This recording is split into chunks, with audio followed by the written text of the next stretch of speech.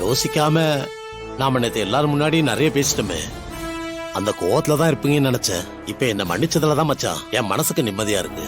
உன் மனசுல ஏதோ நினைச்சிட்டு வந்திருக்க போல இருக்கு. அது என்னன்னு முதல்ல சொல்லு. அப்படிலாம் எதையும் நினைச்சீங்க வரல மச்சான். என் பொண்ணு வாக்கப்பட்டு வரப்போற வீடு இது.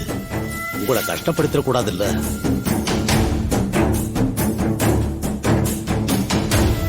அதுக்குதான் நான் உங்ககிட்ட மன்னிப்பு கேட்டேனே தவிர அதுக்கு பின்னாடி வேற எந்த ஒரு காரணமும் இல்ல மச்சான். நல்ல விஷயம் தான் வருதா மச்சான்? என் மனசுல ஒரு விஷயம் தோணுச்சு. என்ன தோணுச்சு? நான் சுத்தி வளைச்சு பேச விரும்பல. அப்படி பேசினா எனக்கு பிடிக்காதுன்னு உனக்கே தெரியும்ல. உன் மனசுல என்ன நினைச்சிருக்கியோ அது நேரடியா சொல்லு. நாளைக்கு நல்ல நாளாமே, அதனால வானதிக்கு பூ முடிக்கிற சடங்க பண்ணிடலாமா?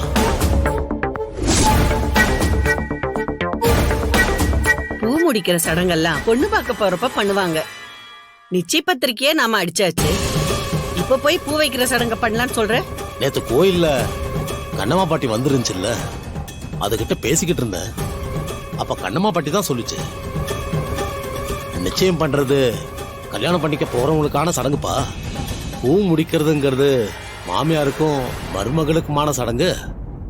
அதனால ரெண்டையும் பண்றதுதான் சரின்னு சொல்லுச்சு. இந்த கண்ணம்மா பாட்டி சொன்னது இப்ப எனக்கு ஞாபகம் வந்ததுனாலதான் நான் இத பத்தி உங்ககிட்ட பேசிக்கிட்டு இருக்கேன்.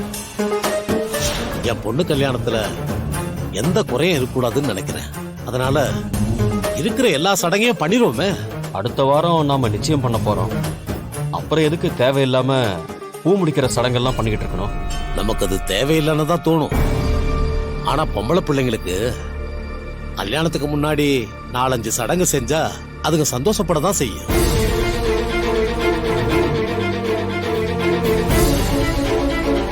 என்ன தங்கச்சி, நான் சொல்றது சரிதானே? அண்ணன், நீங்க சொல்றதெல்லாம் சரிதான். ஆனா நாளைக்கேன்னு சொல்றீங்களே, அதான் யோசிக்க வேண்டியதா இருக்கு. பூ வைக்கிறதுக்கு என்ன பெருசா செலவாயிர போகுது? புடவை எடுக்கணும், பூ வாங்கணும், அவ்வளவுதானே. நிச்சயத்துக்கு வாங்கின புடவைய நாளைக்கு கட்டிக்க சொல்லிட்டு நிச்சயத்துக்கு வேற புடவை வாங்கிக்குவோம். பூக்காரி உங்க வீட்டு வாசல்லே இருக்க, எவ்வளவு கேட்டாலும் கொண்டு வந்து கொடுக்க போறா. அப்புறமும் யோசிக்க என்ன இருக்கு?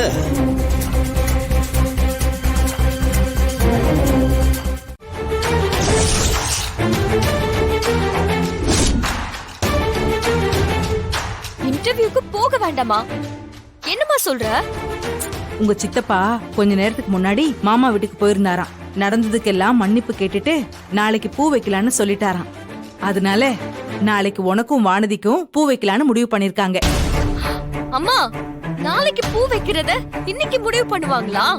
என்னம்மா நடக்குது? யாரை கேட்டு இப்படி எல்லாம் முடிவு எடுக்கிறாங்க?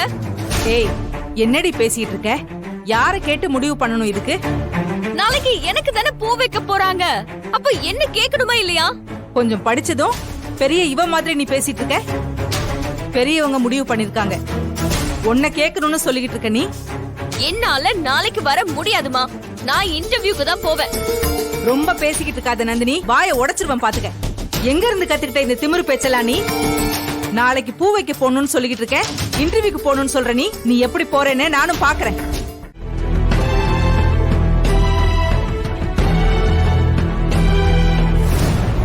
ஐயோ, கிளவி உட்காந்துகிட்டு இருக்க. இத கடந்து போறது கஷ்டமாச்சே.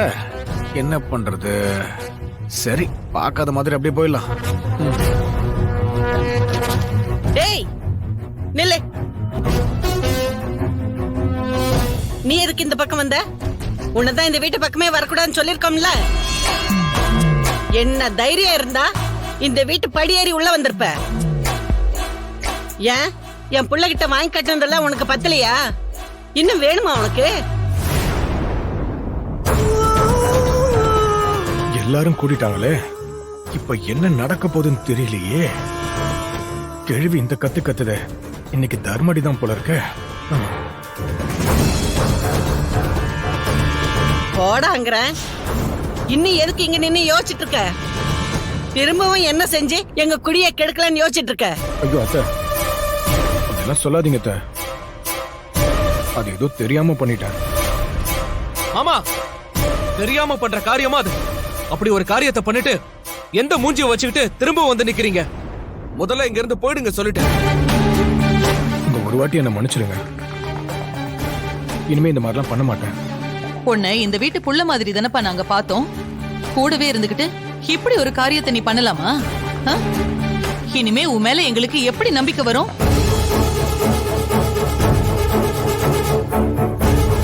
நல்ல வேளை குணசேகரன் தம்பி இப்ப வீட்ல இல்ல. அவர் உன்னை பார்த்தாருன்னா பயங்கரமா கோவப்படுவாரு. தயவு செஞ்சு அவர் வரத்துக்குள்ள இங்க இருந்து போயிடு. சித்தியோட தம்பி ஆச்சேன்னு பாக்குறேன். இல்லன்னு வச்சுக்கோங்க, அன்னைக்கு பெரியாத்த சேலையில தீ வச்சதுக்கு உங்க காலை உடைச்சிருப்பேன். உங்களுக்கு எல்லாம் இனிமே இந்த வீட்டுல இடம் கிடையாது. ஒழுங்கா இங்க இருந்து போயிடுங்க. அதான் உங்களுக்கு நல்லது. மாமா, என்ன மன்னிச்சிடுங்க மாமா. நான் பண்ணது பெரிய தப்பு தான். என் புத்தி கெட்டு போய் நான் அந்த மாதிரி பண்ணிட்டேன். இனிமே அந்த மாதிரிலாம் பண்ண மாட்டேன் மாமா. என்ன மன்னிச்சிடுங்க மாமா. டேய், உன் மன்னிப்பெல்லாம் தூக்கி குப்பையில போடுறா. நீ பண்ண காரியத்தினால என் பொண்ணுக்கு ஏதாவது ஒண்ணு ஆயிருந்தா என்னடா பண்ணிருக்க முடியும்? இனிமே உன்னை நம்பி இந்த வீட்டுக்குள்ள எல்லாம் விட முடியாது. மரியாதையா இங்க இருந்து போயிடு. இப்ப கூட நீ என்ன திட்டத்தோட வந்திருக்கேன்னு தெரியலையே. ஐயோ அத்தை, நான் எந்த ஒரு திட்டத்தோடையும் வரல அத்தை. அன்னைக்கு என் அக்காவே என்னை விரட்டி அடிச்சதுக்கு அப்புறமா தான் நான் எவ்வளவு பெரிய தப்பு பண்ணிருக்கேன்னு புரிஞ்சுச்சேன்.